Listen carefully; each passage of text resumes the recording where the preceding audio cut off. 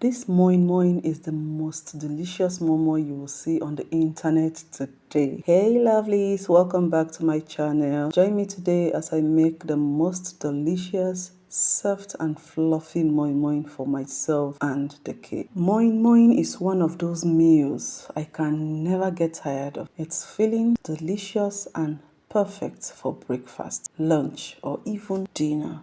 And today I decided to make a good batch because honestly, when you are cooking for the family, you might as well make enough to go around. I'm actually making two different batches today, one for myself and one for the kids. Because my kids are not fans of fish, I decided to use shredded chicken in their own moi moi. For mine, of course, I'm going with fish because what is moi moi without that delicious fish inside? So I started by preparing my beans.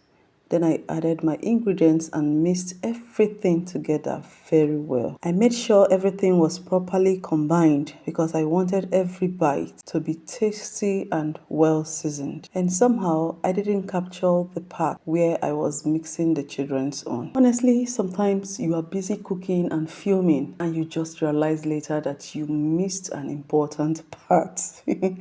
But no worries, we move. So after mixing everything, I started packaging the moi moi into my pouches. Once I finished packaging everything, I arranged them properly in the pot, added enough water and covered the pot. Then I left them to cook for about an hour. And while the mama was cooking, something else was happening in the house. The aroma. Oh, my goodness, the aroma was slowly taking over the entire house. You know that kind of smell that makes everybody start asking, "Mommy, is it ready yet?"